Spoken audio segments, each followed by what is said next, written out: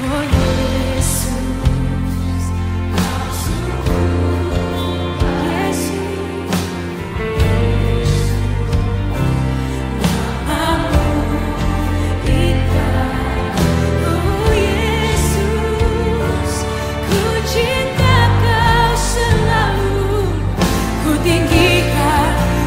agungkan selamanya. Ku mau memuji-Mu, ku selalu puji-Mu, ku mau menyembah-Mu, ku selalu Kau yang layak terima semua pujian, kemuliaan hanya bagi Tuhan. Ku mau memuji-Mu, ku selalu puji-Mu, ku mau menyembah-Mu, ku selalu sembah-Mu. Kau yang layak terima semua pujian, kemuliaan hanya bagi Tuhan. Semua kemuliaan dan keagungan tertuju padamu, Tuhan dan Rajaku. Segenap jiwa dan nafasku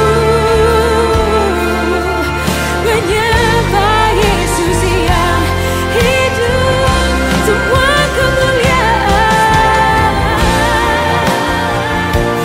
dan keagungan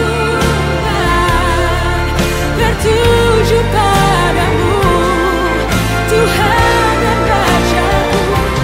Segenap jiwa dan nafasku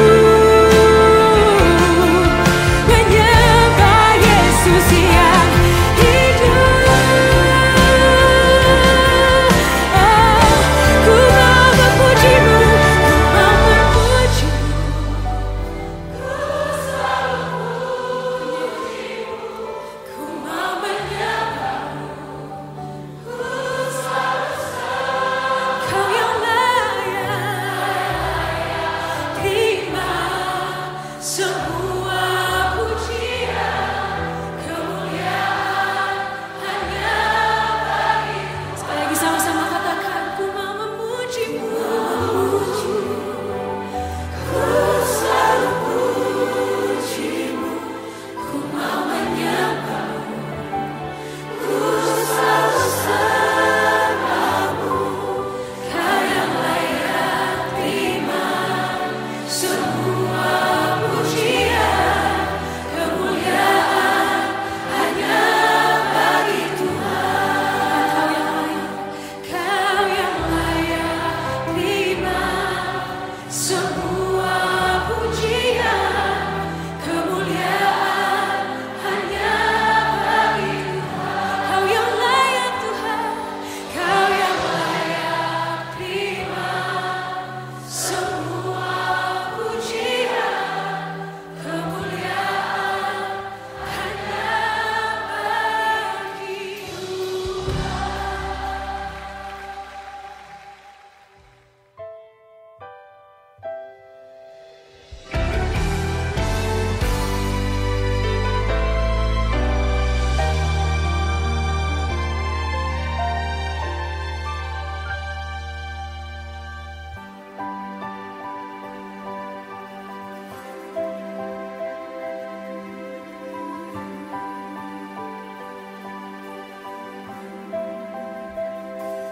Kau Tuhan, penolong dalam hidupku.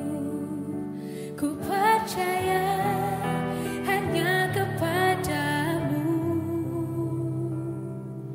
Kau pegang tanganku dan tuntun langkahku. Yesus, Kau perlindunganku. Kau Tuhan, kekuatan dalam hidupku, penolongku dalam kesesakan. membantuku dan pertahananku. Yesus, Kau kemenanganku. Yesus, padamu ku berseru, Kaulah penyelamatku. Terpujilah Kau Tuhanku. Mulutku memuji namamu sepanjang umur hidupku. Terpujilah Kau Tuhanku di atas segalanya.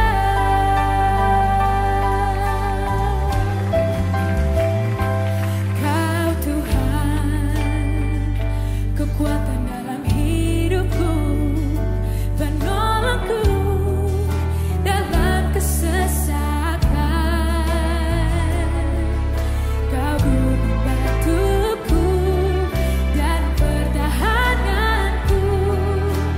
Yesus, Kau kemenanganku.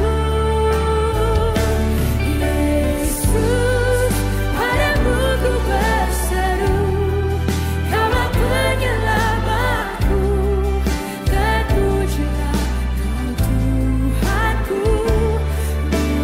Mulutku memuji namamu sepanjang umur hidupku. Terpujilah Kau Tuhanku di atas segalanya. Yesus, padamu ku berseru, Kaulah penyelamatku. Terpujilah Kau Tuhanku. Mulutku memuji namamu sepanjang umur hidupku. Terpujilah Kau Tuhanku di atas segalanya. Kaulah sumber kuatku, Kaulah kehidupanku, Kaulah pertahananku.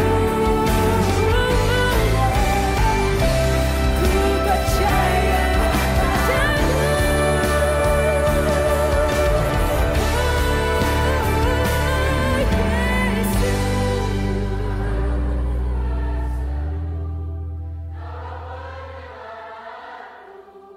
Terpujilah Kau Tuhanku. Memuji namamu sepanjang umur hidupku.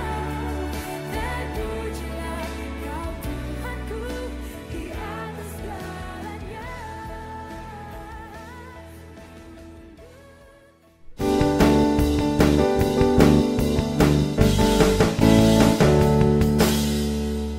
Shalom jemaat yang dikasihi Tuhan. Selamat bergabung dalam ibadah hari ini. Bagaimana kabarnya? Percaya semua tetap dalam kasih dan penyertaan Tuhan. Sebelum kita memulai ibadah, saya akan menyampaikan informasi kegiatan gereja dalam sepekan ke depan.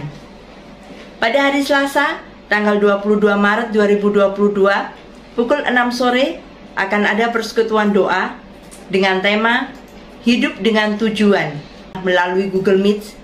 Link akan dibagikan melalui WhatsApp grup komisi yang ada. Mari jemaat Tuhan, kita mau bersama-sama bersehati berdoa syafaat bagi keluarga kita, bagi gereja, bagi kota, dan juga bagi negara di mana Tuhan telah tempatkan kita. Pada hari Jumat, tanggal 22 Maret 2022, ibadah komisi dewasa diliburkan, tetapi ada persekutuan doa syafaat bagi adik-adik melalui WhatsApp grup Immanuel Kids pada pukul 7 malam. Pada hari Sabtu, tanggal 26 Maret 2022, pukul 5 sore, ada ibadah Komisi Pemuda Remaja Prima melalui Google Meet dengan tema Dia Selalu Peduli. Link akan dibagikan melalui WhatsApp grup Prima. Mari adik-adik pemuda remaja, kita mau bersama-sama bergabung, kita mau bersama-sama bertumbuh di dalam mengenal Kristus. Pada hari Minggu, tanggal 27 Maret 2022, ibadah Komisi Anak pada pukul 9 pagi melalui YouTube dan juga Google Meet dengan tema Batu Peringatan Kebaikanmu. Link akan dibagikan melalui WhatsApp grup Immanuel Kids. Mari adik-adik, kita mau datang dengan sukacita, kita mau beribadah, memuji dan memuliakan nama Tuhan bersama-sama. Mohon dukungan dari Papa Mama sehingga adik-adik bisa mengikuti ibadah dengan baik. Ibadah umum minggu depan, kita akan memasuki ibadah Prapaskah yang keempat dengan tema Reconnecting with God melalui Google Meet pada pukul 7 pagi. Link akan dibagikan melalui WhatsApp grup komisi yang ada. Bagi jemaat yang tidak bisa mengikuti ibadah melalui Google Meet, dapat mengikutinya melalui YouTube Gereja Pantai Kosta Immanuel. Link akan dibagikan melalui WhatsApp grup komisi yang ada setelah ibadah pagi selesai.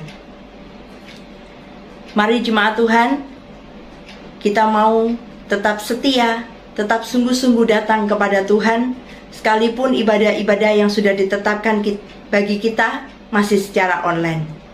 Terus dukung dan terus doakan untuk persiapan ibadah kita secara onsite dan juga persiapan menyambut Paskah. Mari kita akan memulai ibadah kita. Selamat mengikuti ibadah dan doa pembuka akan dipimpin oleh Ibu Gembala kita, Ibu Salome.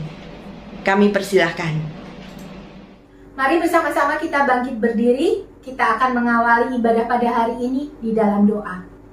Bapa yang penuh kasih, kami datang di hadapan Tuhan hari ini Tuhan. Terima kasih karena Engkau begitu baik dalam kehidupan kami. Terima kasih kalau sepanjang minggu ini kami sungguh merasakan penyertaan Tuhan dalam hidup kami.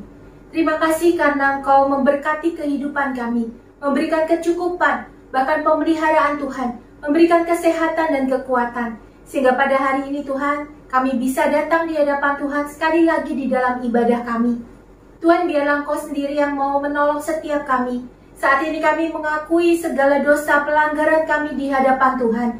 Bapak, biarlah Engkau yang mau mengampuni setiap kami, melayakkan setiap kami. Untuk kami boleh lebih lanjut Tuhan, datang di dalam ibadah, menaikkan pujian kami di hadapan Tuhan, juga penyembahan kami. Juga ketika kami nanti mau bersama, belajar firman Tuhan. Tuhan tolong biarlah Engkau yang sucikan dan kuduskan kami, sehingga sungguh-sungguh kami Engkau pandang layak, dan ibadah ini sungguh boleh menyenangkan hati Tuhan. Kami menyerahkan ibadah kami Tuhan.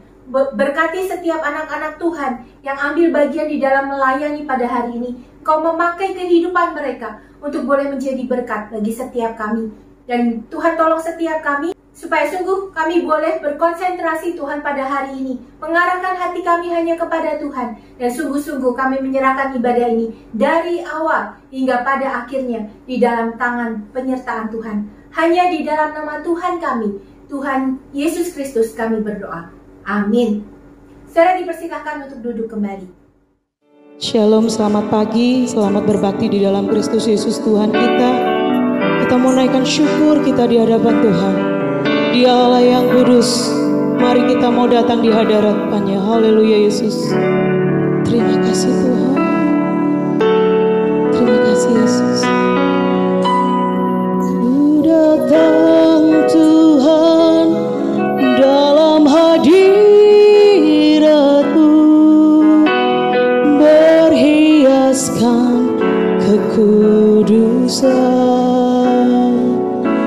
Seluruh surga sujud menyembah-Mu. Ku tersungkur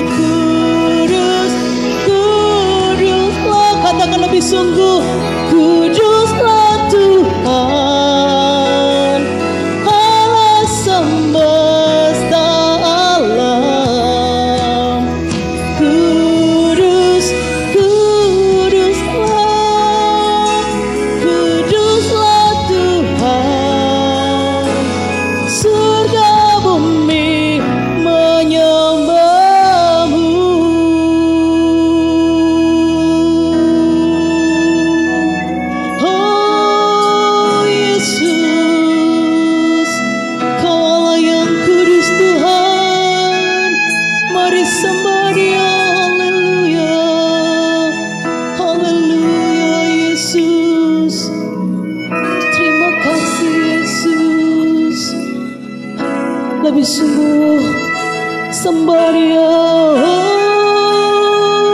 Oh Yesus, haleluya. Terima kasih Yesus, haleluya. Oh Yesus, kami bersyukur. Haleluya Yesus, haleluya Yesus. Engkau Allah yang kudus Bapa, Engkau Allah yang layak kami sembah Tuhan. Haleluya Yesus, terima kasih Tuhan. Oh Yesus, haleluya, haleluya Yesus.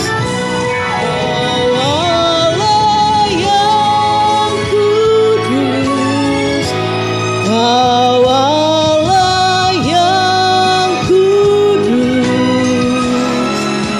di tahta suci-Mu kami menyembah, nama-Mu disanjung, kuasa-Mu nyata sempurna, kami puja Engkau Raja mulia. Kau Allah kudus, Kau Allah yang kudus, di tahta suci-Mu kami menyembah, nama-Mu disanjung, kuasa-Mu nyata sempurna, kami puja Engkau Raja mulia. Haleluya, Engkau kudus, Kau Allah yang kudus, di tahta suci-Mu kami menyembah, nama-Mu disanjung, kuasa-Mu nyata sempurna, kami puja Engkau Raja mulia.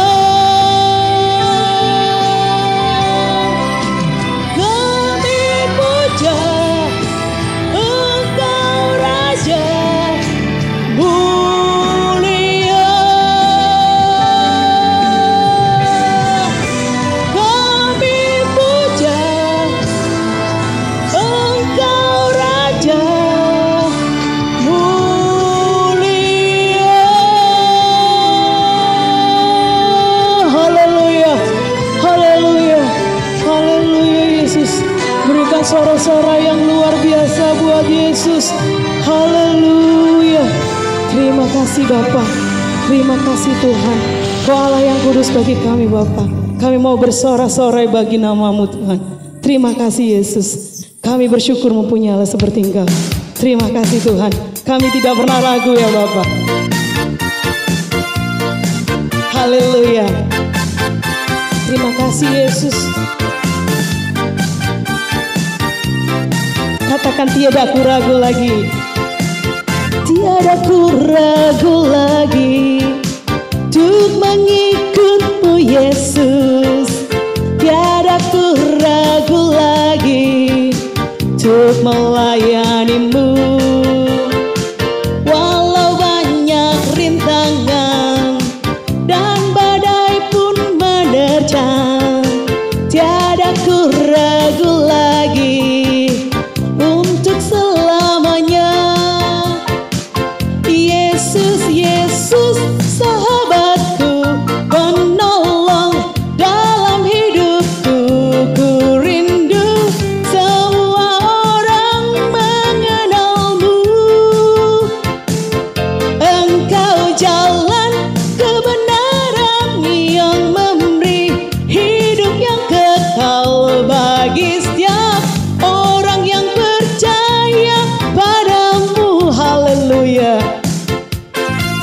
Terima kasih Tuhan, kami tidak ragu kepadamu Yesus.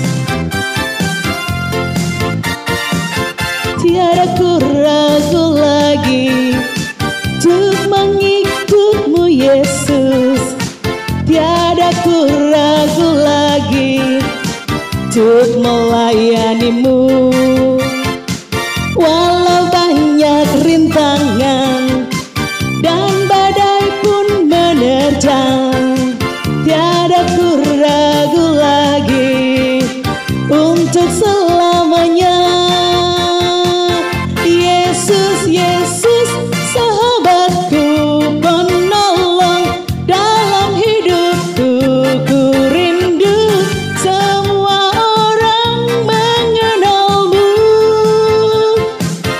Engkau jalan kebenaran yang memberi hidup yang kekal bagi setiap orang yang percaya padamu. Bagi setiap orang yang percaya padamu. Haleluya. Terima kasih Yesus, berikan sorak-sorai yang luar biasa buat Yesus. Karena dia Allah yang baik, dia mati bagi kita, dia bangkit bagi kita. Haleluya. Berikan sorak-sorai yang luar biasa bagi Yesus. Terima kasih Tuhan, dia mati bagi kita semua. Haleluya.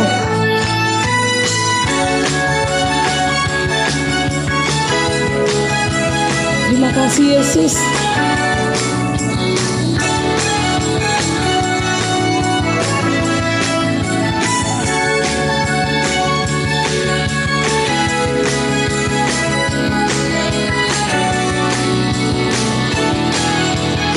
Haleluya.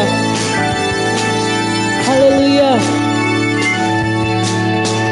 Dia mati bagiku, dia bangkit bagiku. Dia Tuhan Allah penyelamatku. Kuasa mau dikatakan, hidupku dipulihkan. Dia Tuhan Allah kemenanganku. Dia sungguh baik, dia sangat baik. Yesus, dia baik bagiku. Dia sungguh baik, dia sangat baik. Yesus, dia baik bagiku. Haleluya. Yang ada di dalamku, bergerak di hidupku. Dia Tuhan Allah kekuatanku. Dia penuhi hatiku dengan kuasa kasih-Nya. Dia Tuhan Allah kemenanganku. Katakan dia sungguh baik, dia sungguh baik, dia sangat baik. Yesus, dia baik bagiku. Dia sungguh baik, dia sangat baik. Yesus, dia baik bagiku. Haleluya. Haleluya Yesus, Engkau baik bagi setiap kami Bapa. Kami bersyukur memiliki Allah yang luar biasa seperti Engkau Tuhan. Terima kasih Yesus. Terima kasih Yesus. Haleluya, berikan suara-suara yang luar biasa. Oh haleluya. So good to you, He is so good to me. Jesus, He's so good to you and me. He is so good to you, He is so good to me. Jesus, He's so good to you and me. Hallelujah. So good to you, He is so good to me. Jesus, He's so good to you and me. He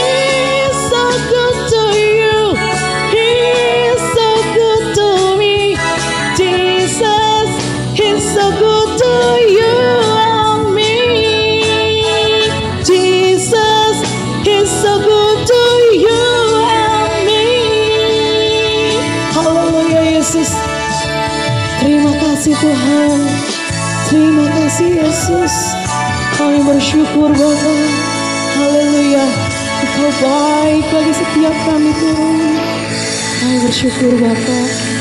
Kami bersyukur Yesus. Terima kasih Tuhan. Haleluya Yesus. Sungguh baik, Dia sangat baik. Yesus, Dia baik bagiku. Dia sungguh baik, Dia sangat baik. Yesus, Dia baik bagiku. Kau benar-benar Allah yang baik bagi kami Tuhan. Dia sungguh baik, Yesus, Dia baik bagi. Katakan dengan iman, Dia sungguh baik, Dia sangat baik. Yesus, Dia baik bagiku. Terima kasih buat kebaikan-Mu Tuhan. Kami bersyukur Bapa. Kami sungguh bersyukur Tuhan. Kau baik bagi setiap kami Bapa. Terima kasih. Sungguh terima kasih Tuhan. Engkau baik Yesus. Haleluya.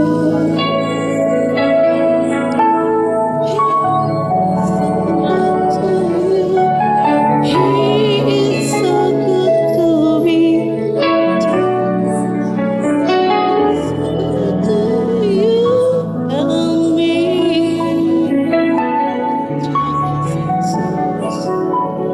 Terima kasih Yesus.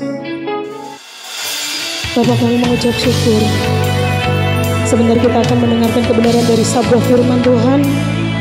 Sebelum kita akan mendengarkan sabda firman Tuhan, kita akan memberikan persembahan yang terbaik buat Tuhan. Barcode akan ada di layar monitor saudara. Berikan persembahan yang terbaik buat Tuhan. Karena Tuhan akan melimpahkan berkat yang melimpah buat kita semua. Haleluya Yesus. Bapa, Engkau sangat baik bagi setiap kami Tuhan. Dengan apa kami membalas semua kebaikan-Mu Bapa. Kami bersyukur Tuhan. Terima kasih Yesus. Terima kasih Yesus. Haleluya Yesus. Terima kasih Tuhan. Allah yang setia, Bapa yang mulia, kasih-Mu besar Tuhan. Kau pulihkan hidupku.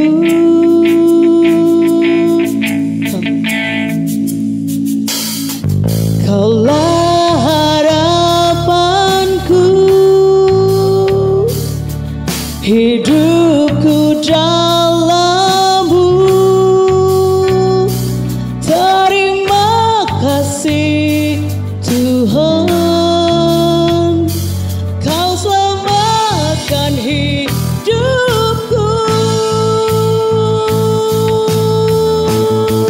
Dengan apa kan ku balas segala kebaikan-Mu? Segenap hatiku menyembah-Mu Yesus. Ku bersyukur padamu. Haleluya Yesus. Kami bersyukur Tuhan. Engkau baik bagi setiap kami Bapa. Dengan apa kami mau membalas Tuhan. Terima kasih Yesus. Terima kasih. Haleluya.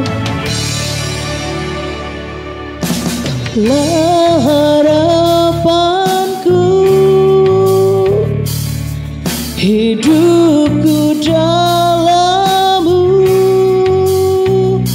Terima kasih Tuhan, Kau selamatkan hidupku. Lolos segala kebaikan-Mu, segenap hatiku menyembah-Mu Yesus. Ku bersyukur padamu, dengan apa kan ku balas segala kebaikan-Mu. Segenap hatiku menyembah-Mu Yesus. Ku bersyukur padamu selamanya. Oh Yesus, kami bersyukur Tuhan, Engkau baik, sangat baik bagi kami Bapa. Haleluya Yesus, haleluya Yesus. Terima kasih Yesus, terima kasih Tuhan. Terima kasih buat kebaikan. Dengan apa kami mau membalas Tuhan. Oh Yesus,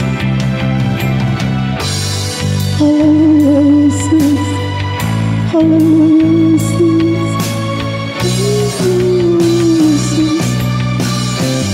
Terima kasih, terima kasih Yesus,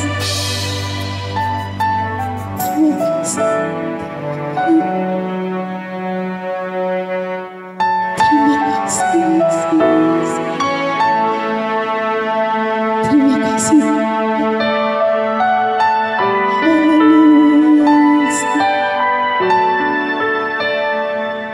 haleluya Yesus.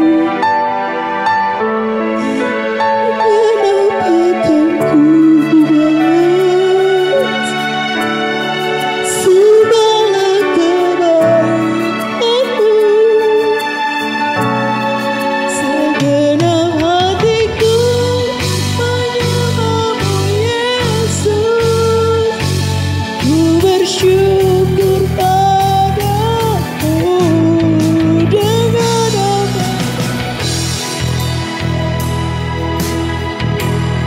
segala kebaikan-Mu. Segenap hatiku menyembah-Mu Yesus. Ku bersyukur padamu dengan apapun segala kebaikan-Mu. Segenap hatiku menyembah-Mu Yesus. Ku bersyukur padamu selamanya.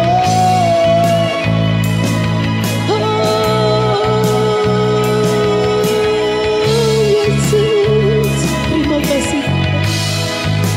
Kami bersyukur memiliki Allah yang luar biasa. Kami tidak bisa membalas itu. Terima kasih, terima kasih Yesus. Haleluya Yesus. Ini kami Tuhan, ini iman percaya kami Bapak. Terima kasih Yesus. Mari kita satu di dalam doa. Bapa, kami sudah menaikkan pujian kami di hadapan Tuhan. Kami bersyukur karena Engkau begitu baik. Engkau Tuhan yang layak untuk kami puji dan muliakan. Bapa, biarlah Engkau senang mendengar pujian kami. Dan saat ini kami mau mengarahkan hati kami kepada Engkau Tuhan. Berbicaralah kepada setiap kami. Sehingga sungguh-sungguh kami menjadi anak-anak Tuhan yang bisa menyenangkan hati Tuhan. Juga melalui ketaatan kami akan kehendak Tuhan. Tuhan tolong kami, Biar Engkau Roh Kudus menguasai hati kami sepenuhnya, pikiran kami, sehingga sungguh saat ini kami terarah hanya kepada firman Tuhan, dan firman Tuhan boleh berbicara kepada setiap kami. Ajar kepada kami untuk menikmati firman Tuhan, menikmati ajaran Tuhan, dan terlebih lagi Tuhan, kami boleh nanti melakukan firman ini di dalam kehidupan kami. Di dalam nama Tuhan Yesus kami berdoa. Amin. Jemaat dipersilakan untuk duduk kembali. Jemaat yang dikasihi Tuhan, hari ini kita akan belajar satu kebenaran firman Tuhan yang terdapat di dalam Injil Lukas pasal yang ke-13. Kita akan membaca Injil Lukas pasal yang ke-13 mulai ayatnya yang pertama sampai ayat yang ke-9. Injil Lukas pasal yang ke-13, kita membaca ayatnya yang pertama sampai ayat yang ke-9. Jika Bapak Ibu Saudara sudah mendapatkannya, saya akan membacakan bagi kita sekalian. Demikianlah firman Tuhan. Pada waktu itu datanglah kepada Yesus beberapa orang membawa kabar tentang orang-orang Galilea yang darahnya dicampurkan Pilatus dengan darah korban yang mereka persembahkan. Yesus menjawab mereka, "Sangkamu orang-orang Galilea ini lebih besar dosanya daripada dosa semua orang Galilea yang lain karena mereka mengalami nasib itu? Tidak, kataku kepadamu, tetapi jikalau kamu tidak bertobat, kamu semua akan binasa atas cara demikian. Atau sangkamu ke-18 orang yang mati ditimpa menara dekat Siloam lebih besar kesalahannya daripada kesalahan semua orang lain yang diam di Yerusalem? Tidak, kataku kepadamu. Tetapi jikalau kamu tidak bertobat, kamu semua akan binasa atas cara demikian." Lalu Yesus mengatakan perumpamaan ini. Seorang mempunyai pohon ara yang tumbuh di kebun anggurnya, dan ia datang untuk mencari buah pada pohon itu, tetapi ia tidak menemukannya. Lalu ia berkata kepada pengurus kebun anggur itu, "Sudah 3 tahun aku datang mencari buah pada pohon ara ini, dan aku tidak menemukannya. Tebanglah pohon ini. Untuk apa ia hidup di tanah ini dengan percuma?" Jawab orang itu, "Tuan, biarkanlah dia tumbuh tahun ini lagi. Aku akan mencangkul tanah sekelilingnya dan memberi pupuk kepadanya. Mungkin tahun depan ia berbuah. Jika tidak, tebanglah dia." Amin. Yang berbahagia ialah mereka yang bukan hanya mendengar firman Tuhan, tetapi juga yang mau melakukannya dalam kehidupannya. Bapak Ibu Saudara, sebelum kita merenungkan firman Tuhan ini, saya mau memberi satu tebakan kepada Bapak Ibu Saudara. Di dunia ini ada satu hal yang sebenarnya bukan milik kita, tapi kita bisa gunakan setiap hari dengan bebas. Tetapi kalau hal ini sudah lewat, kita tidak akan pernah bisa menggunakan atau mengambilnya lagi. Apakah itu? Ada yang tahu jawabannya? Bapak Ibu Saudara, jawabannya adalah waktu dan kesempatan. Jarang orang yang sadar kalau waktu dan kesempatan itu bukan milik kita, sehingga kita sering tidak menggunakan waktu dan kesempatan itu dengan baik dan bijaksana. Saudara-saudara, bukankah banyak orang mudah saja membuang waktu? Kenapa saya katakan membuang? Ya karena sebenarnya waktu itu sesuatu yang bisa habis dan ada jangkanya. Satu hari ada 24 jam. Dan berapa banyak orang yang menggunakan 24 jam itu dengan efektif? Bukankah kita sering dengar anak muda sekarang ngomong, "Ah, mager." Sebenarnya mager itu hanya istilah keren untuk males, bermalas-malasan. Atau ada yang ngomong killing time, membunuh waktu. Waktu kok dibunuh? Sebenarnya mereka hanya tidak tahu harus melakukan apa sehingga merasa bosan. Kita tidak pernah akan menyadari berharganya waktu dan kesempatan sebelum kita mengalami apa yang disebut terlambat. Bapak Ibu Saudara, saya punya teman yang suka terlambat. Benar-benar bisa dikatakan suka karena dia itu selalu terlambat. Kalau janjian terlambat datang, persekutuan terlambat datang. Dan yang bikin gemes, dia tidak pernah merasa bahwa itu sesuatu yang salah. Sampai kami beranjak dewasa dan sudah berpisah kota, dia sharing satu hal sama saya berkaitan dengan hal ini. Dia baru menyadari bahwa terlambat adalah sebuah kesalahan yang mahal Waktu di pekerjaannya, dia harus sering berangkat ke luar negeri dan dia beberapa kali terlambat datang ke bandara sehingga ketinggalan pesawat. Terlambat yang mahal karena dia harus membeli tiket yang baru dan membayarnya dengan uangnya sendiri. Tapi bagaimanapun mahalnya, saya pikir itu belum seberapa jika dibandingkan dengan terlambat yang seperti ini. Terlambat menyesal, terlambat bertobat, terlambat memperbaiki diri. Dan hal inilah yang kita lihat Yesus katakan dalam bagian yang kita baca. Bapak Ibu Saudara, ketika Yesus sedang mengajar banyak orang, beberapa orang datang kepada dia kemudian membawa sebuah kabar mengenai orang-orang Galilea yang mengalami penganiayaan dari Pilatus. Kita tidak mendapatkan informasi mengenai peristiwa yang sesungguhnya terjadi. Namun beberapa penafsir mengatakan bahwa orang Galilea pada dasarnya memang adalah orang yang mudah terpancing kemarahannya karena temperamen mereka. Kemungkinan besar Pilatus sebagai penguasa Romawi waktu itu membuat beberapa kebijakan atau keputusan yang kemudian memancing reaksi atau kemarahan dari orang-orang Yahudi. Dan beberapa orang Galilea mungkin terlibat dalam aksi pemberontakan sehingga mereka kemudian ditangkap dan dianiaya. Darah mereka dikatakan dicampurkan dengan darah korban yang mereka persembahkan.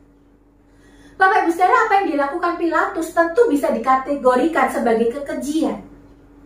Dan bagi orang Yahudi, penderitaan identik dengan dosa dan hukuman Tuhan. Ini terlihat dari tanggapan yang kemudian Yesus berikan kepada mereka tentang kabar yang mereka bawa. Kalau kita perhatikan di ayat yang kedua, Yesus kemudian menjawab mereka yang punya asumsi demikian.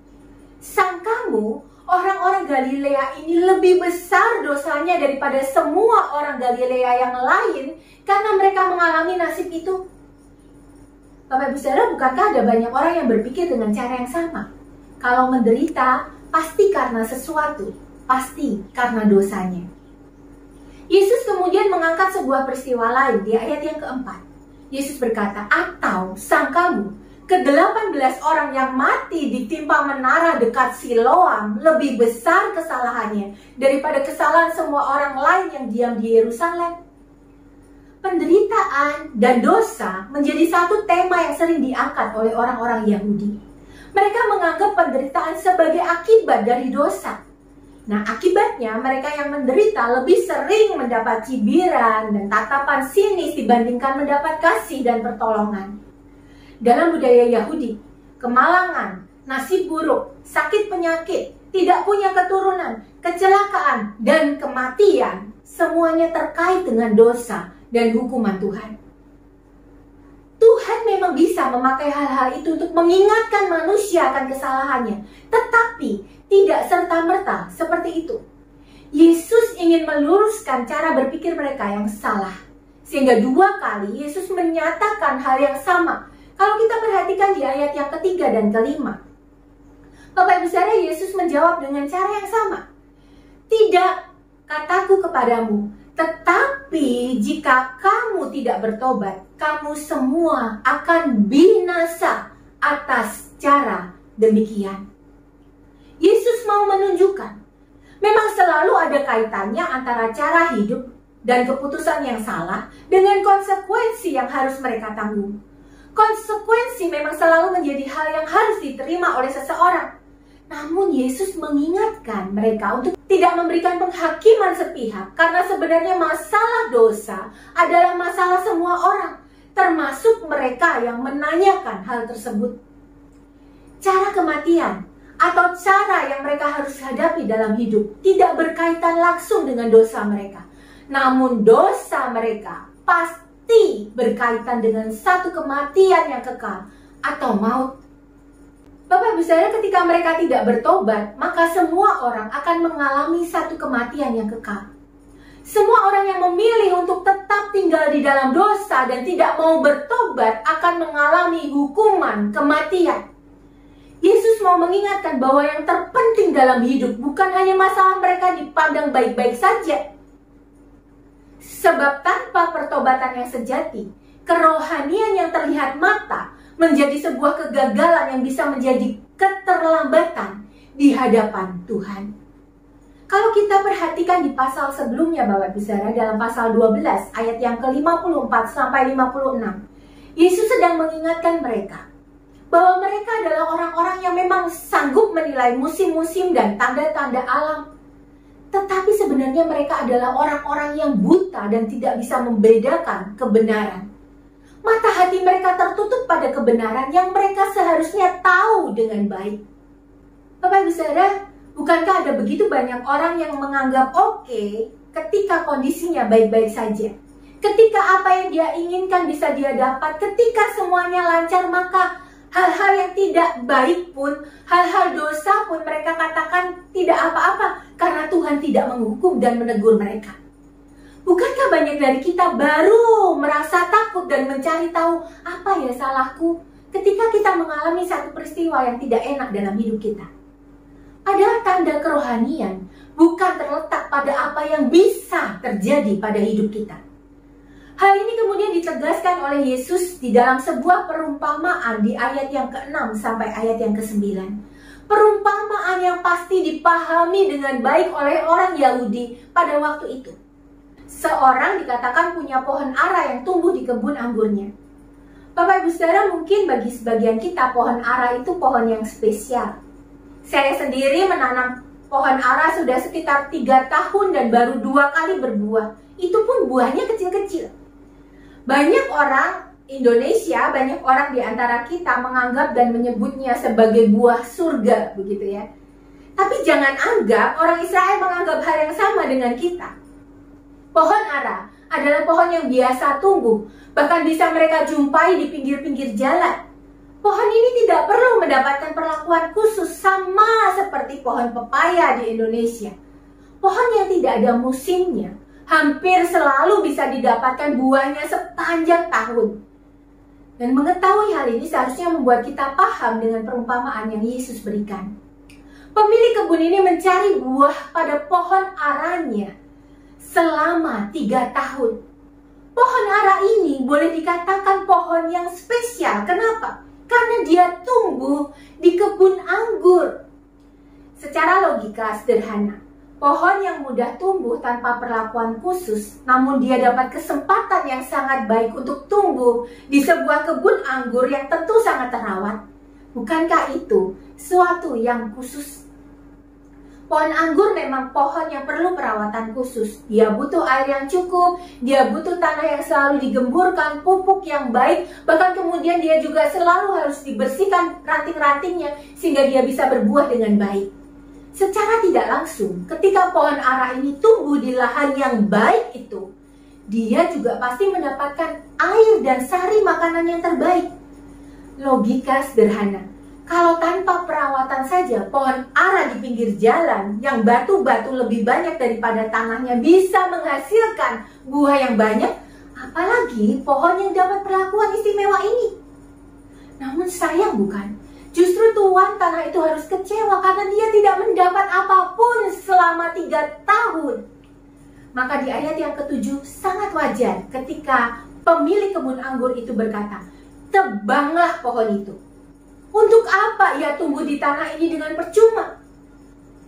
Yesus dengan keras memakai perumpamaan ini untuk menegur orang-orang Yahudi pada waktu itu. Mereka bisa dianggap kelompok yang hidup dalam tempat yang spesial, bukan? Mereka dapat firman Tuhan dengan lengkap. Mereka mendapat keistimewaan mengenal Tuhan yang benar yang sudah menyatakan dirinya kepada mereka. Bahkan mereka menyebut diri mereka sebagai bangsa pilihan Tuhan. Kelas mereka berbeda dengan orang kebanyakan, apalagi dengan bangsa-bangsa lain yang mereka sebut kafir. Tapi dalam keistimewaan yang mereka dapatkan, justru Tuhan tidak menjumpai hidup mereka menghasilkan buah yang namanya buah pertobatan. Mereka justru hidup dalam sebuah topeng yang disebut topeng kerohanian. Hidup keagamaan mereka palsu, sehingga Tuhan melihat hidup mereka percuma karena tidak ada buah yang bisa didapatkan dari kehidupan mereka. Bapak Ibu Saudara yang dikasihi Tuhan, orang Yahudi adalah bangsa yang sangat agamawis. Mereka menjalankan hukum-hukum dengan ketat, bahkan mereka memakai atribut-atribut keagamaan dengan baik. Tapi Yesus sendiri sering mengkritik mereka karena mereka menjalankan hukum, tapi mengabaikan penerapan terhadap hukum tersebut. Mengaku kenal Tuhan, tapi hidup mereka sebenarnya sedang menyangkal keberadaan Tuhan. Dengan apa Bapak Ibu Saudara? Mereka lupa kalau Tuhan tuh gak bisa ditipu dengan penampilan luar. Tuhan selalu tahu motivasi hati mereka ketika mereka melakukan hidup keagamaan mereka. Bapak Ibu Saudara, Tuhan tidak pernah tertipu dengan kesalehan yang palsu. Seperti buah pada sebatang pohon, kehidupan kita akan dinilai dan dilihat dari buahnya. Beberapa waktu yang lalu saya bertemu dengan anak teman saya Bapak Ibu Saudara. Karena sudah agak lama gitu ya nggak bertemu, anak ini gampang berubah kan ya. Apalagi masa pandemi gini nggak pernah bertemu muka secara langsung. Karena kaget saya terus ngomong gini, aduh nggak nyangka ya anakmu sudah remaja, sudah segede itu. Pasti sekarang sudah ringan tugasmu di rumah ya. Anak sudah gede, sudah mandiri, bahkan mungkin juga bisa bantuin di rumah. Tapi saya kaget waktu dengar jawaban dari teman saya. Teman saya ini menjawab gini, aduh jangan ketipu sama badannya yang gede, kelakuannya tetep kok. Dari dulu kalau dibangunin pagi hari buat sekolah harus teriak-teriak mamanya. Sekarang sama. Dari dulu kalau makan rewel, pilih-pilih. Sekarang sama. Dari dulu gak pernah teliti, semua barang ketinggalan kalau yang nyiapin bukan mamanya. Sekarang bisa lebih tanggung jawab? Enggak lah, sama aja. Badan doang yang gede, kelakuan, sifat, dan karakternya nggak ikutan gede. Bapak Ibu Saudara, dalam nada yang sama, seorang cerita kepada saya beberapa waktu yang lalu. Dia mengenal seorang yang statusnya berubah, tapi ternyata karakternya sama seperti yang dulu dia kenal. Orang ini berkata, percuma saja kalau statusnya yang berubah, tapi tetap tidak ada buahnya. Bapak Ibu Saudara, bagaimana Tuhan melihat hidup kita? Siapa yang bisa meragukan kalau kita orang Kristen?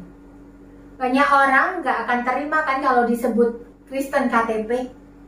Tapi apakah kita adalah orang-orang yang dijumpai menghasilkan buah pertobatan yang Tuhan harapkan? Batas pohon ara berbuah biasanya 3 tahun. Jika dalam 3 tahun tidak ada buah yang dihasilkan, maka kemungkinan besar dia tidak akan berbuah selamanya. Itulah sebabnya pemilik kebun meminta pengurusnya untuk menebang pohon itu. Namun pengurus itu meminta satu kesempatan terakhir diberikan. Di ayat yang ke-8 sampai 9 kalau kita baca, Tuhan, biarkanlah dia tumbuh tahun ini lagi. Aku akan mencangkul tanah sekelilingnya, memberi pupuk kepadanya. Mungkin tahun depan dia berbuah. Jika tidak, tebanglah dia. Sudah dapat tempat yang khusus, dia masih akan diperlakukan lebih khusus lagi. Sengaja dirawat, sengaja diberi kesempatan, sengaja dibiarkan hidup dalam tahun ini. Mungkin dia akan berbuah. Namun jika tidak, tebanglah dia. Bapak Ibu Saudara, dalam kasih anugerah Tuhan, kadang masih ada kesempatan terakhir yang Tuhan berikan kepada setiap kita. Mungkin itu berupa teguran, berupa nasihat, bahkan mungkin kesempatan untuk menunjukkan perubahan.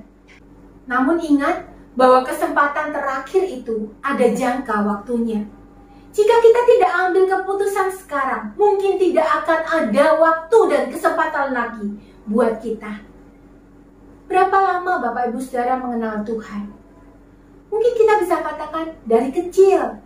Saya sudah Kristen dari kecil, orang tuaku aktivis gereja, aku lahir procot, sudah di lingkungan gereja, sudah dibawa pelayanan dari kecil. Mungkin kita ini orang yang familiar gitu ya, dengan bahasa-bahasa pelayanan, kegiatan-kegiatan kekristenan. Kita tahu apa itu perpuluhan, tapi berapa banyak dari kita yang melakukan itu dengan kesadaran dan motivasi yang benar. Kita tahu apa itu mempersembahkan diri di atas mezbah. Sudah capek kerja seharian, masih harus pelayanan di gereja, rapat sampai malam, sudah jadi pengurus atau panitia, masih juga ditantang janji iman. Kita tahu semua itu. Tapi kalau orang lain tidak pernah menjumpai kita, membenahi kondisi keluarga kita sendiri, mau berkorban demi pasangan atau demi anak, Apakah kita bisa janji iman secara pribadi di hadapan Tuhan? Mungkin bukan soal uang, tapi soal perubahan karakter. Kalau dari dulu egois, apakah kita tahu kalau sifat itu tidak berkenan di hadapan Tuhan dan kita kemudian memproses diri kita, belajar untuk berubah? Mungkin di hadapan orang kita bisa berkorban, memberi persembahan untuk kegiatan gereja. Tapi apakah itu benar didasarkan pada kesadaran bahwa semua harta milik itu bukan milik kita? Semua yang ada pada kita adalah milik Tuhan, sehingga kita tidak menggenggam terlalu erat apa yang kita anggap sebagai milik kita. Atau kita hanya ingin orang melihat dan menilai kita peduli dengan pekerjaan Tuhan. Buah pertobatan hanya bisa terlihat dari kita yang sungguh-sungguh sadar bahwa waktu kita ini terbatas. Bapak Ibu Saudara, kalau kita sadar, berulang kali almarhum Pendeta Yohanes mengatakan bahwa waktunya terbatas. Kenapa dia merekam semua khotbahnya? Kenapa dia kemudian menyimpannya di YouTube jauh sebelum pandemi ini terjadi? Saya juga sangat ingat kalau dia tidak akan tidur kalau pekerjaannya belum selesai. Kalau misalnya video untuk ibadah minggu belum terupload, dia nggak akan pernah bisa tidur. Dia selalu bilang, orang dihargai bukan dari omongannya. Jadi jangan omong besar. Orang dihargai dari bagaimana dia bisa menepati omongannya. Bapak Ibu Saudara, itulah yang kami coba hidupi selama ini. Minggu yang lalu, di Minggu Prapaskah kedua, kita diajarkan melalui penginjil Grace untuk memulai perubahan, menjadi serupa dengan Kristus. Dengan cara apa? Masih ingat? Ada singkatannya GWS. G yang pertama, kita meneladani guru kita, panutan kita, supaya hidup kita nantinya juga bisa digugu dan ditiru oleh orang-orang setelah kita. W, waspada dengan dunia, karena dunia ini selalu menggiring kita untuk menjauh dari keserupaan kita dengan Kristus. Kalau kita sebagai anak Tuhan justru lebih mirip dengan dunia, maka mungkin kita bukan anak Tuhan yang sesungguhnya. Dan S, siap sedia untuk setia. Siap sedia karena sadar bahwa kewarganegaraan kita ini bukan di dunia ini, tapi di surga. Cara hidup yang mana yang menjadi cerminan hidup kita? Apakah Tuhan dan orang-orang lain di luar sana melihat kita sungguh-sungguh menghidupi peran kita sebagai warga negara surga? Dan minggu ini Bapak Ibu Saudara, di Minggu Prapaskah yang ketiga, kita diajak untuk melihat semua hal ini sebagai kesempatan yang terakhir yang Tuhan berikan buat setiap kita. Tidak selalu ada kesempatan yang panjang buat kita untuk memutuskan hidup sesuai dengan yang Tuhan kehendaki. Now or never, tema kita hari ini. Sekarang atau tidak sama sekali. Kita tidak akan pernah tahu kapan waktu dikatakan cukup bagi kita, Bapak Ibu Saudara. Bisa saja Tuhan datang kedua kalinya kapan saja. Atau kita yang akan kembali kepada Tuhan. Kapan waktunya? Kapan saja. Apakah Tuhan sudah melihat kita menghasilkan buah pertobatan yang Dia harapkan? Kapak sudah ada di tangan. Tuhan menantikan kehidupan kerohanian yang nyata dari anak-anaknya. Saya ajak kita membuka bersama Injil Yohanes pasal yang ketiga, ayat yang ke-8 sampai ke-9. Yohanes pasalnya yang ketiga, ayat yang ke-8 sampai ke-9. Dikatakan demikian. Jadi hasilkanlah buah-buah yang sesuai dengan pertobatan. Dan janganlah berpikir dalam hatimu, Abraham adalah bapa kami. Karena aku berkata kepadamu, Allah dapat menjadikan anak-anak bagi Abraham dari batu-batu ini. Kapak sudah tersedia pada akar pohon, dan setiap pohon yang tidak menghasilkan buah yang baik akan ditebang dan dibuang ke dalam api. Seruan Yohanes Pembaptis ini menjadi seruan bagi kita juga. Jangan pernah menyombongkan diri tentang siapa kita, keturunan Abraham atau keturunan siapapun kita. Karena Tuhan bisa mengubah status itu dengan sangat mudah. Yang paling penting bukan status kita, tapi apakah dari status itu kita sungguh-sungguh menghasilkan buah yang baik. Bagian ini lebih lagi Bapak Ibu Saudara, bukan sekedar tidak berbuah kemudian ditebang, tetapi bahkan ketika berbuah tetapi buahnya tidak baik, dikatakan kapak, sudah tersedia pada akar pohon, bukan pada batang. Ketika ditebang sampai akarnya, sebuah pohon tidak lagi punya kesempatan untuk memperbaiki dirinya, bukan? Mari kita lihat kesempatan yang Tuhan berikan sekarang sebagai kesempatan terakhir, sehingga kita adalah orang yang sungguh-sungguh mau berkomitmen hidup bagi Tuhan, hidup sesuai dengan kehendak Tuhan, dan tidak lagi bermain-main dengan dosa kita sendiri. Biarlah hari ini Tuhan melihat hati-hati setiap kita, baik yang ikut Google Meet ini ataupun yang melihat melalui tayangan YouTube. Hati-hati yang sungguh berkata di hadapan Tuhan, Tuhan, aku mau gunakan kesempatan terakhir ini. Sekarang waktunya bagi aku untuk berubah. Dan biarlah sungguh orang di luar sana dan engkau sendiri menjumpai buah yang nyata di dalam kehidupan kami untuk kemuliaan nama Tuhan. Jika ada yang belum sungguh-sungguh menempatkan Yesus sebagai Tuhan yang berkuasa dalam hidupmu, sekarang ini waktunya. Mungkin tidak akan ada kesempatan yang lainnya lagi. Mari dengan jujur kita datang di hadapan Tuhan hari ini. Bapak Ibu Saudara, ada sebuah lagu lama yang mengingatkan kita bahwa kesempatan tidak ada setiap hari, setiap kali buat setiap kita. Mungkin besok adalah sebuah keterlambatan di hadapan Tuhan. Maka jika engkau mendengar suara Tuhan hari ini, serahkan hatimu untuk bertobat di hadapannya. Jika engkau mendengar teguran dari Roh Kudus saat ini, serahkan hatimu kepada Tuhan. Hari telah berlalu dalam hidup ini, kau mencari artinya, namun tak mendapat. Tak ada yang berarti dalam hidup ini kecuali Yesus Kristus jadi pilihanmu. Esok kan terlambat, putuskanlah sekarang. Esok kan terlambat, janganlah kau tunda. Ambillah keputusan dalam hidup ini, agar kau tak kecewa hanyut dalam dosa.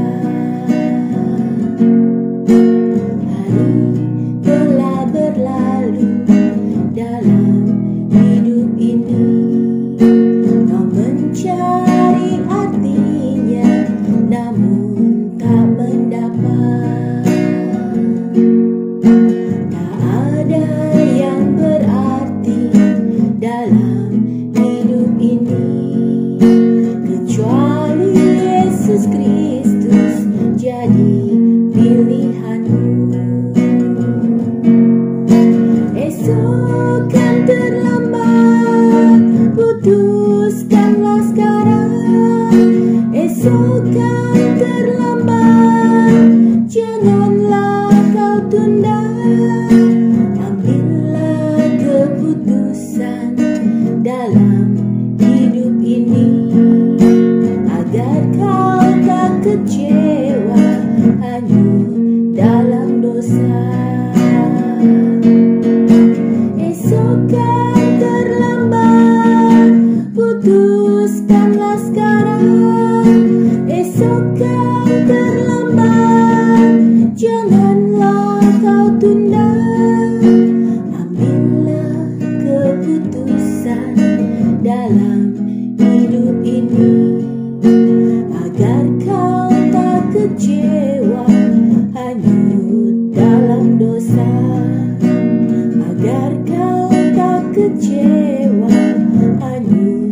dalam dosa.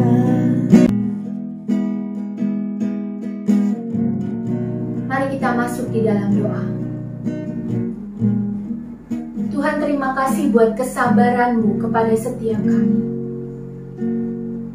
Kalau Engkau menantikan kami, menantikan buah muncul dari hidup kami, dan Kau belum menjumpainya sekarang, Tuhan ampuni setiap kami. Tuhan, hari ini kami belajar melihat bahwa tidak semua orang mendapatkan kesempatan yang sama. Dan kami tidak pernah tahu kapan kesempatan terakhir itu bagi setiap kami. Karena itu Tuhan, tolong setiap kami, supaya sungguh kami melihat diri kami, bukan menilai orang lain, menghakimi orang lain, tapi kami sungguh melihat siapa diri kami di hadapan Tuhan. Bapak, kalau Engkau masih memberikan waktu untuk kami hidup, ketika Engkau masih mengizinkan kami, bahkan orang di luar sana, satu persatu Tuhan, harus pergi meninggalkan dunia ini, tetapi kami, Tuhan masih beri kesempatan untuk hidup, untuk bernafas, untuk beraktivitas. Bapak, ajar kepada kami sungguh-sungguh melihat ini sebagai kesempatan yang terakhir yang Tuhan berikan buat kami, sehingga hidup kami sungguh-sungguh adalah sebuah hidup yang berkomitmen di hadapan Tuhan. Mau menyerahkan hidup kami ke dalam tangan Tuhan, sehingga sungguh Engkau melihat hidup kami berbuah nyata. Pertobatan itu sungguh terlihat dalam hidup kami, Tuhan. Ajar kepada kami, Bapa, supaya sungguh kami bisa menggunakan setiap kesempatan yang Tuhan berikan kepada kami ini dengan baik. Tolong kami untuk tidak menyia-nyiakan kesabaran Tuhan. Dan bahkan kami tidak mempergunakan kesabaran Tuhan itu untuk kami terus berkubang di dalam dosa dan keinginan kami sendiri. Tuhan, terima kasih buat kesabaran-Mu dan pengampunan-Mu. Tolong setiap kami, Tuhan, yang hari ini datang di hadapan Tuhan, dan sungguh-sungguh kami mau berkata di hadapan-Mu, Tuhan, kami datang serahkan hati kami kepada Engkau. Kami sungguh rindu Engkau mau menjadi Tuhan dalam hidup kami. Tuhan, Kau melihat hati-hati yang berseru demikian, dan biarlah Kau sungguh hadir dalam hidup mereka, menyapa mereka, dan memampukan mereka sungguh berbuah nyata dalam kehidupan mereka. Bapa, terima kasih buat kasih setia Tuhan dalam kehidupan kami.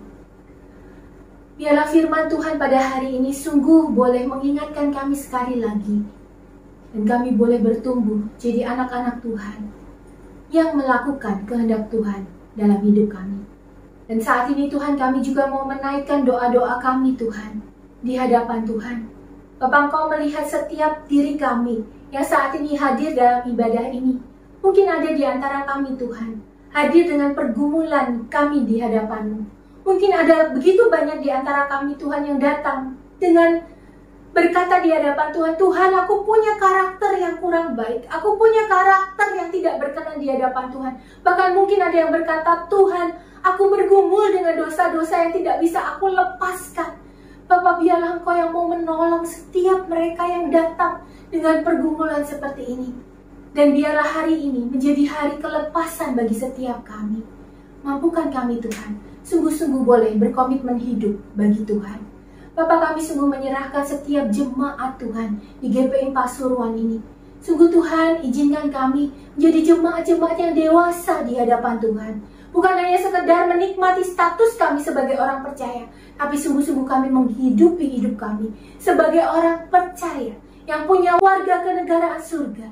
Sungguh-sungguh kami bisa hidup sesuai dengan kehendak Tuhan, sehingga hidup kami boleh menjadi panutan bagi sekian banyak orang yang Tuhan percayakan dalam kehidupan kami.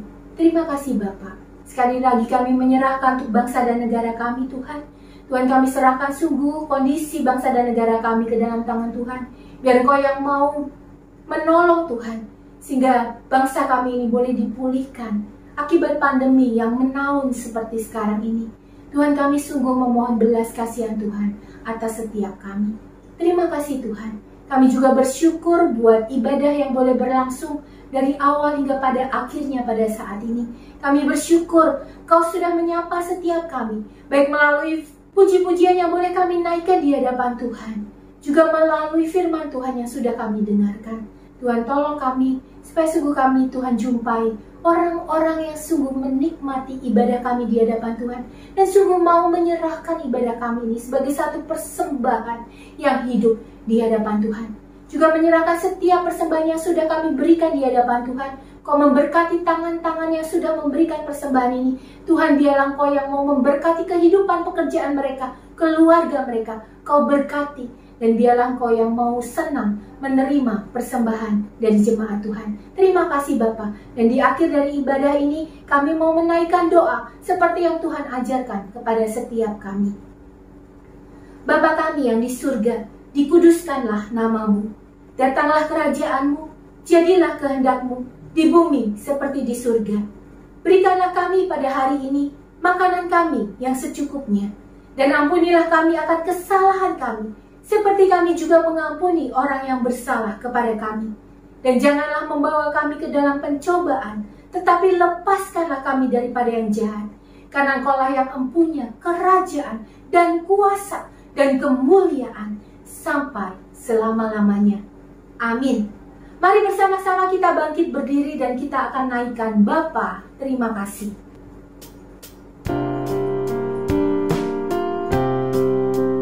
Bapa, terima kasih. Bapa, terima kasih.